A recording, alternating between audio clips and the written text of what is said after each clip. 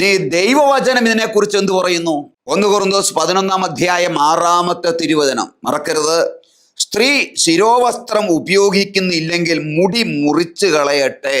മുടി മുറിക്കുന്നതും തല ക്ഷൗരം ചെയ്യുന്നതും അവൾക്ക് ലജ്ജാകരമാണെങ്കിൽ ശിരോവസ്ത്രം ധരിക്കട്ടെ എന്ന്. പഴയ നിയമമല്ല ഇത്, ജാംബവാന്റെ കാലത്ത് പറഞ്ഞതല്ല, പുതിയ നിയമമാണ്. സഭയുണ്ടായിക്കഴിഞ്ഞ് സഭാ മക്കൾക്ക് എഴുതുന്നതാണ് ലേഖനം. ലേഖനം എന്ന് പറയുന്നത് സഭയ്ക്ക് എഴുതിയ ലേഖനമാണ്. കത്ത്, സഭയ്ക്ക് എഴുതുന്ന കത്ത. രൂപത അധ്യക്ഷന്മാര്, മെത്രാന്മാര് ആ രൂപതയിലുള്ള ഇടവക ജനങ്ങൾക്ക്, സഭാ മക്കൾക്ക് എഴുതുന്ന കത്തിന് ഇടയ ലേഖനം എന്നാ പറയുന്നത്. ഇടയ ലേഖനം. അങ്ങനെ ആദിമ സഭയിലുള്ള ഓരോ സഭകൾക്കും സഭാമക്കൾക്ക് എഴുതിയ ഇടയ ലേഖനമാണ് ലേഖനം എന്ന് പറയുന്നത്. ലേഖനം.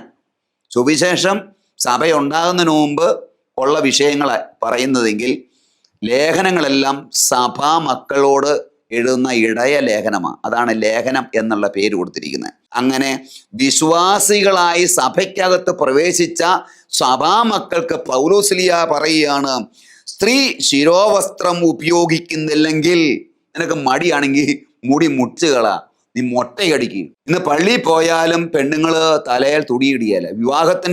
വിവാഹത്തിന് മാത്രമുള്ള കാര്യമല്ല ഞാൻ പറയുന്നത്. ഏതൊരു പെൺകുട്ടികളായാലും ദേവാലയത്തിൽ കയറിയാൽ അവിടെ തലയിൽ നെറ്റുണ്ടായിരിക്കണം, അല്ലെങ്കിൽ സാരി കൊണ്ട് തല മുഴുവൻ മൂടിയിരിക്കണം. കൊച്ചു കുട്ടികളായിരിക്കുമ്പോൾ തന്നെ കുഞ്ഞുങ്ങളെ ഇത് പഠിപ്പിക്കണം. ഇത് കർത്താവിൻ്റെ കൽപ്പനയാണിത്.